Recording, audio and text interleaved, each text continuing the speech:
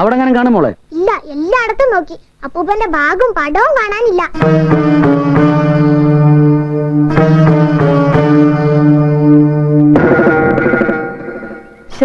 ഇങ്ങേര് പിന്നെ എവിടെ പോയി? ദേവയാനിയുടെ അങ്ങ് അന്വേഷിച്ചു. അവിടെയും ചെന്നിട്ടില്ലെന്നാ പറഞ്ഞേ. എന്നാൽ ഇനി എങ്ങും നോക്കിയിട്ട് കാര്യമില്ല. കാശൊക്കെ വെച്ച് പിടിച്ചു കാണും.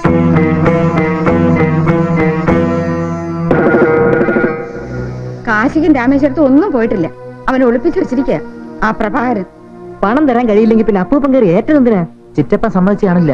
അപ്പൂപ്പൻ എന്ത് ചെയ്യണമെങ്കിലും ചിറ്റപ്പന്റെ അനുവാദം വേണമല്ലോ. നേരെ ഒന്ന് വെളുത്തോട്ടെ, എനിക്ക് രണ്ടിലൊന്നും അറിയണം.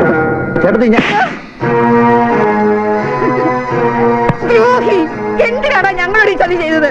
ഒരു പെണ്ണ് വിവാഹപ്രായം കഴിഞ്ഞിരിക്കുന്നതിന്റെ വിഷമം നിനക്കറിയില്ല. നിനക്ക് ഒരു മോള് വളർന്നു വരുന്നുണ്ടല്ലോ, അപ്പൊ നീ അനുഭവിക്കും.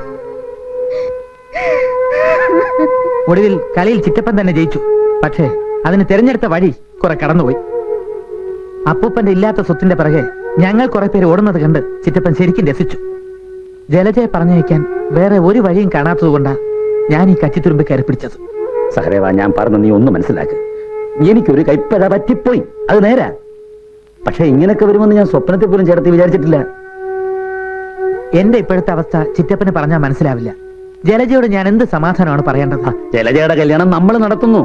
ജലജ മാങ്കോയ്ക്ക് എത്ര പാട്ടിലെ പെണ്ണ. നിശ്ചയിച്ച മുഹൂർത്തത്തിൽ അവളെ കല്യാണം നടത്താൻ പറ്റിയില്ലെങ്കിൽ പിന്നെ നമ്മൾ എന്തിനാ ആണുങ്ങൾ പറഞ്ഞ് നടക്കുന്നേ? ചേട്ടത്തി ധൈര്യമായിട്ടിരിക്കേ. എന്നാ കഴിയുന്ന ഞാനും നിന്നാ കഴിയുന്ന നീ ഒന്ന് സംഘടിപ്പിക്കേ. നമുക്ക് ഒരുമിച്ച് നിൽക്കാം സഹദേവ.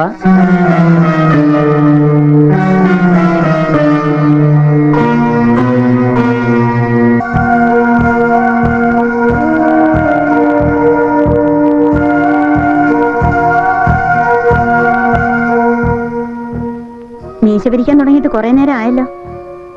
ആലോചന ഒരു കടവിലെത്തിയോ? കത്തെഴുതിയതുപോലെ അത്ര എളുപ്പമല്ല കല്യാണം നടത്താനല്ലേ?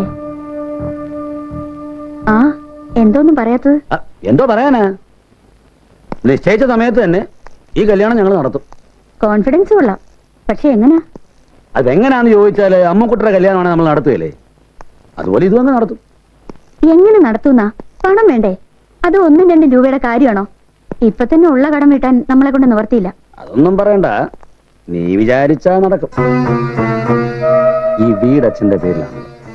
അതിന്റെ ആധാരം അച്ഛനോടൊന്ന് പറഞ്ഞ് വാങ്ങിച്ചതാ. ഞാനും അച്ഛനായിട്ട് ശരിയാകത്തില്ല, അതുകൊണ്ട് 2 മാസത്തിനകം തിരിച്ചെടുത്ത് കൊടുക്കാം. അതിന് അച്ഛൻ തരുമോ? നീ ചോദിച്ചാ തരും. എന്തോന്ന് വീട് പണയം വെച്ചിട്ട് ബാങ്കിൽ നിന്ന് കാശെടുക്കാവുന്നു? അയ്യടി. അല്ല, ഈ അവസരത്തിൽ പ്രഭയൊന്ന് സഹായിക്കാൻ. എന്തിന്? യവനോട് ആര് പറഞ്ഞ് എഴുത്തയക്കാൻ? യവനാര് എഴുത്തച്ഛനോ? ആ ഒരു ഒറ്റ എഴുത്തുകാരനം ഓടി നടക്കേണ്ട ഈ പ്രായത്തിൽ എത്ര ദിവസമായി ഞാൻ കിടക്കേണ്ടി വന്നത്? ഇനിയിപ്പോ വീട് കൂടെ തുറച്ചേച്ച് വെല്ലെണ്ണനെ എല്ലാരും ഇട്ട് വട്ടലിട്ട പോലെ എന്നെ ഇട്ട് തട്ടാലാ? അതിന് വേറെ ആളെ നോക്കണം. അവനിട്ട് കുറെ കളിപ്പിക്കാൻ എന്നെ കിട്ടിയല്ല. അപ്പോ അച്ഛൻ കുറെ കാലം പ്രഭയുടെ മുമ്പിൽ എന്നെ കുരം കളിപ്പിച്ചതോ? അതെ, അവനോട് ചോദിക്ക്. അവനാണല്ലോ എല്ലാത്തിനും കാരണം. എനിക്കിപ്പോ എല്ലാം മനസ്സിലായച്ച. എന്തെല്ലാം കുറ്റവും കുറവുണ്ടെങ്കിലും എനിക്ക് പ്രഭയും പ്രഭയ്ക്ക് ഞാനേ കാണുള്ളൂ. ഇനി ഞങ്ങളുടെ കാര്യം ഞങ്ങൾ നോക്കിക്കൊള്ളാം. എന്ന് പറഞ്ഞാൽ എങ്ങനെയാ? നീയല്ലേ പറഞ്ഞത് അണ്ടൂരാൻ വിചാരിച്ചാൽ കുറച്ച് കാശ് മറിക്കാൻ പറ്റുമെന്ന്? അത് ചേട്ടാ, എന്റെ ഐഡിയ എന്തായിരുന്നു? പോരുത് നീയും നിന്റെ ഒരു ഐഡിയയും. എടാ, അത്യാവശ്യം വരുമ്പോ സഹായിക്കാനാ സുഹൃത്തുക്കള്. നീ കുറെ നാൾ അയാളുടെ വാലി തൂങ്ങി നടന്നല്ലേ? ഇനി എന്ത് ചെയ്യും? പ്രോവിഡന്റ് ഫണ്ടിൽ നിന്നും സൊസൈറ്റിയിൽ നിന്നും ഒക്കെ ലോൺ എടുത്താലും കല്യാണ ചെലവിനുള്ളത് പോലും ആവില്ല. പിന്നെ സ്ത്രീധനത്തുക, ആഭരണങ്ങൾക്കുള്ളത്.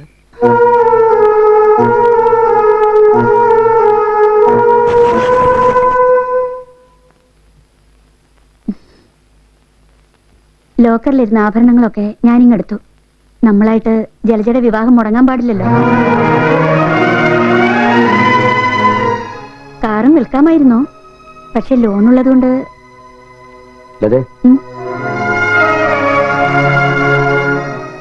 ഞാൻ കാരണം നീ ഒരുപാട് ബുദ്ധിമുട്ടുന്നുണ്ടല്ലേ? ഞാനാണല്ലോ ബുദ്ധിമുട്ടേണ്ടത്. അതുകൊണ്ടല്ല, നീ കരുതി വെച്ചിരുന്ന ആഭരണങ്ങൾ. അതെ, ഞാൻ അലോപ്പതി ഡോക്ടർ ആയതുകൊണ്ടാ. ആയുർവേദം ആണെങ്കിൽ ശരിയാവും എന്നൊക്കെ പറഞ്ഞ് കുറച്ചുകൂടെ വെയിറ്റ് ചെയ്യാമായിരുന്നു. പക്ഷെ ഇപ്പോഴത്തെ അവസ്ഥ അതല്ലല്ലോ. ബാക്കി കാര്യങ്ങൾ എങ്ങനെ ശരിയാക്കാമെന്ന് പ്രഭ ഒന്ന് ആലോചിക്കേ.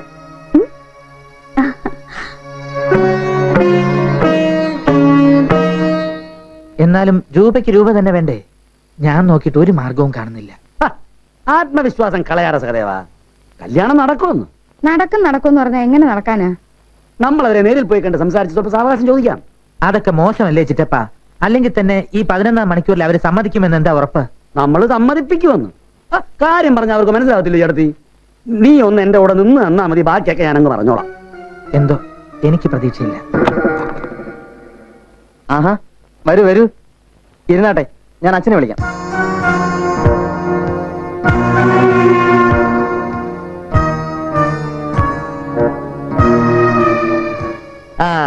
നമസ്കാരം. ഇരുന്നാട്ടെ. ഇദ്ദേഹത്തെ മനസ്സിലായില്ല? എന്റെ ചിറ്റപ്പനാ. ഓ, അന്ന് വന്നപ്പോ ഞാൻ അവിടെ ഇല്ലായിരുന്നു. ഓഹോ. കല്യാണം വിളിയൊക്കെ എതിരായി. ഞങ്ങളുടെ വിളിയൊക്കെ കഴിഞ്ഞു. ഇനി ആ മുഹൂർത്തം വേണം, ചടങ്ങ് നടത്തണം. പിന്നെ ഞങ്ങൾ അത്യാവശ്യമായിട്ട് വന്നത്. ചിറ്റപ്പൻ പറ. നീ പറ, നമ്മുടെ ആൾക്കാരല്ലേ, എന്തിനാ വിഷമിക്കുന്നത്? അന്യന്മാരല്ലോ ആണോ? അല്ലെങ്കിൽ തന്നെ നാളെ നമ്മുടെ ബന്ധുക്കളാകാൻ പോകുന്നവരല്ലേ? നീ ധൈര്യമായിട്ട് പറഞ്ഞു. എന്താ പ്രശ്നം?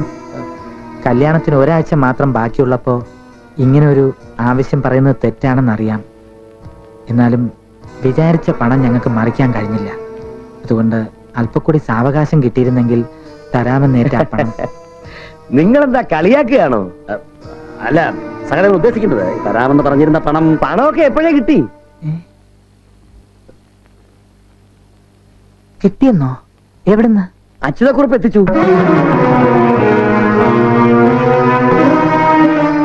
ഇന്നലെ അറുമുഖൻ തമ്പി എന്നൊരാൾ കൊണ്ട് തന്നു. എന്താ, എന്തു പറ്റി? ഒന്നുമില്ല.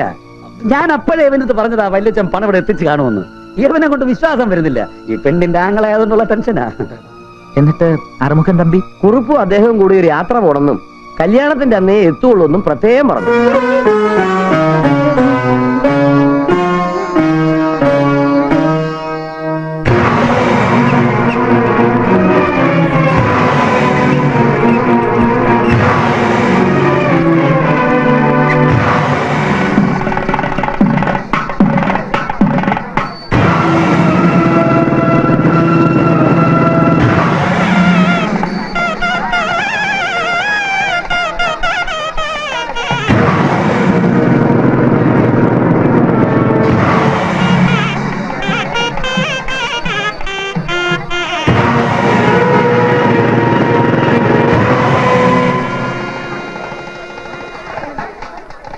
മുഹൂർത്തത്തിനുള്ള സമയമായല്ലോ.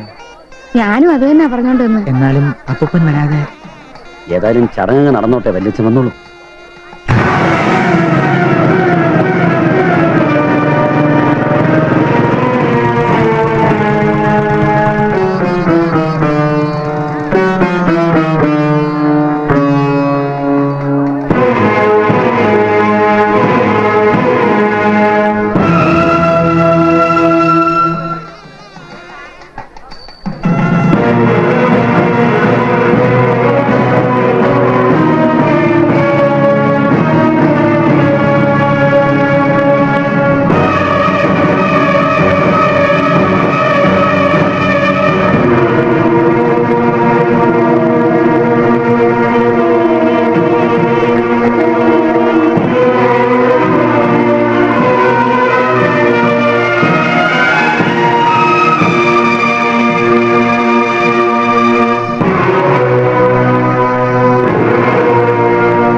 അപ്പൂപ്പൻ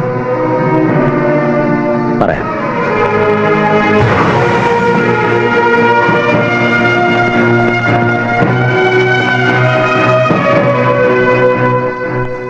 അപ്പൂപ്പ,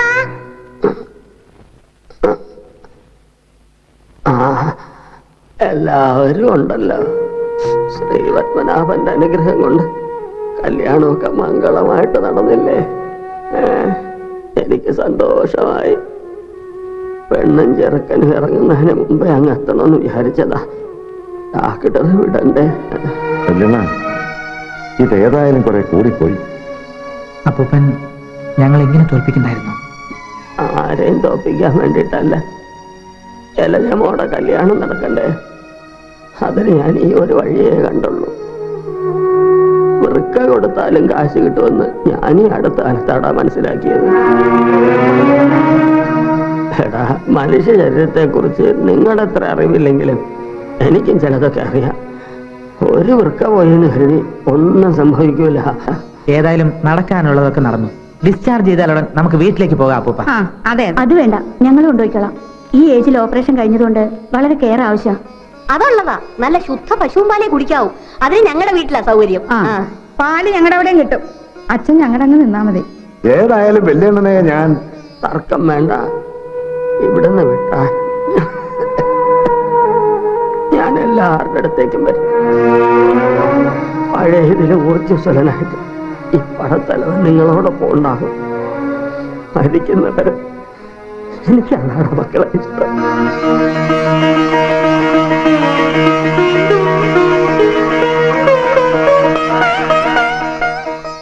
പ്രഭാര,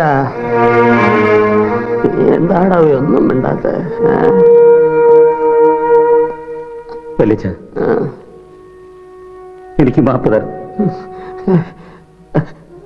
എന്താടാ ഇത് മക്കളെ?